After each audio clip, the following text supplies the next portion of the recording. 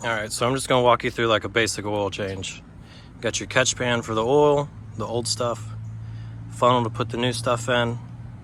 My filter has like a little reservoir under it that leaks oil when you take it off, so I use that cup to catch what comes out from the bottom. You got boxed in wrenches, you got a wrench to take the filter off, and then hand cleaner for after because it usually gets pretty messy. Okay, so first thing we're going to do is find the oil pan, which is this thing right here, and that's our drain bolt right there. So I'm going to take that off and drain the oil out of the engine. I got a wrench to do that with, and then I'm going to put that catch pan under it to get the oil or it doesn't spill everywhere. All right, I got some paper towels to clean it up. You always want to make sure your lid's open on the catch pan so it actually pours into it instead of just running over the top. Let's see if I can break this loose.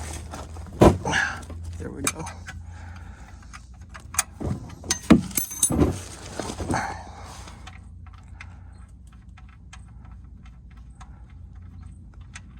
All right, there we go. You also want to make sure you don't drop this in the catch pan because that would be kind of annoying.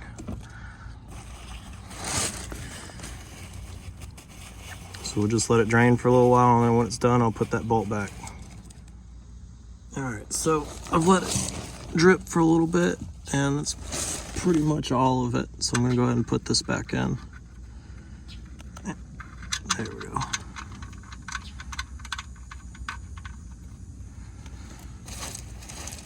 Wipe it down just a little bit.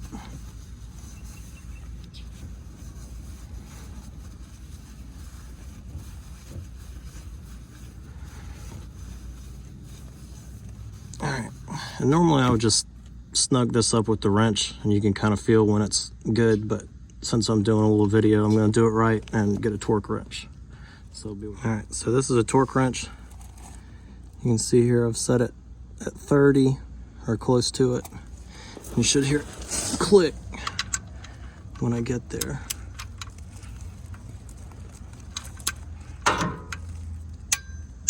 Hear that? So that's at 30 foot-pounds. So we're good. All right, now we're gonna put the oil in. All right, actually I forgot a step. So next thing we're gonna do is take the filter out and replace it. So let me get my wrench. This is where that cup I was talking about comes into play. You'll see in a minute, oil gets down in here and then just drains out. So I put this down there to catch it where it doesn't make a mess. Let me see if I can get this thing loose.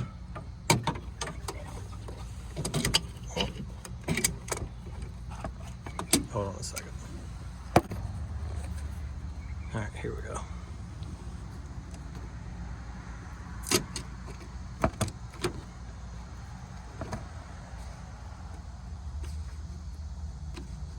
Well, should be able to get it out by hand now.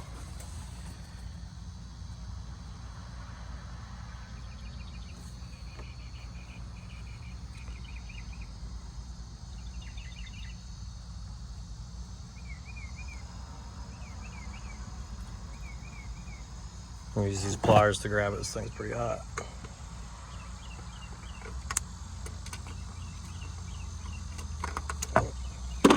Maybe not.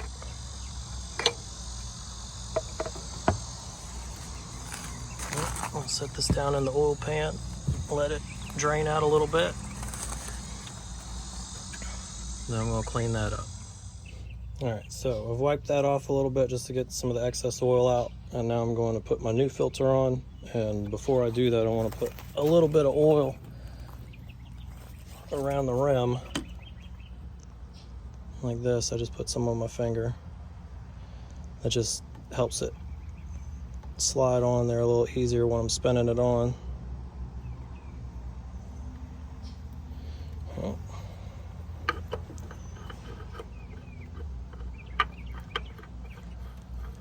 And I just twist it on there. Get it where it's got some resistance to it. That ought to be plenty. And take my cup out. See all that poured out of the bottom of that other filter. We'll just put that in there.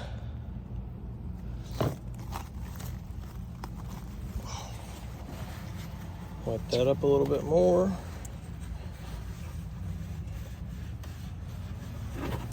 All right, now we're ready to put the oil back in. Most vehicles, or I guess all of them, if you look at the oil cap, it'll tell you what kind of oil you need. So this is 5W30. So I've got 5W30 to go back in it. And I like using synthetic, that's what that SAE is. And this truck takes about 5 quarts, which this thing right here is right at 5, you see. So it should just take this, but I got an extra one just in case it needs a little more.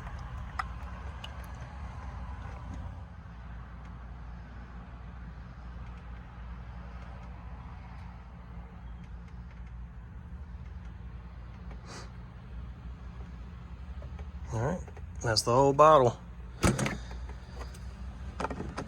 So I'm gonna put the cap back on it and start it up for a minute and let it run for a second.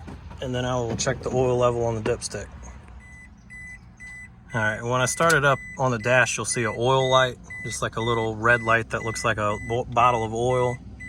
And what we're looking for is for that to go out pretty much right away after I crank it up. If it stays on, I need to shut it off because I haven't got enough oil in there.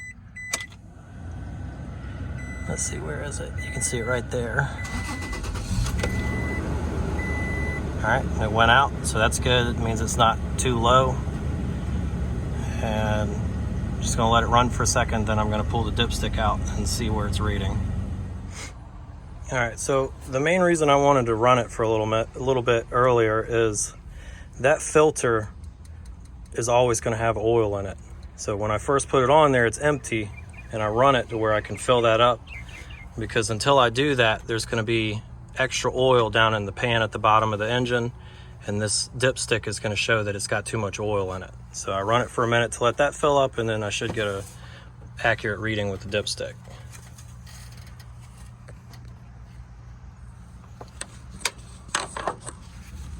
So I just wipe this thing off and stick it back down in there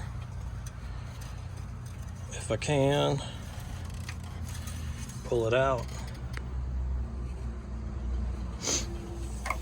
All right, and I don't know if you're gonna be able to see this real well or not, but right now it's reading about right there. There's a little bit up on this just from going down in that tube, but this is about where the oil is. And you wanna stay between these two dots, this dot here and that dot there. That's the operating range for the oil capacity. So right now we're here, which is good. So we are done with the oil change. All we gotta do now is just clean up a little bit. And that's all there is to it. It's real easy. So you just drain it, put the plug back in, take the filter off, replace it, put new oil in, and it's good to go. Oh, and one more thing I forgot to mention. So like with the old oil that you take out of the vehicle, you can just take it to any Advanced Auto or AutoZone, any of the auto parts stores, and they'll recycle it for free. So that's what happens with it once you get it out. You don't have to like figure out what to do with it.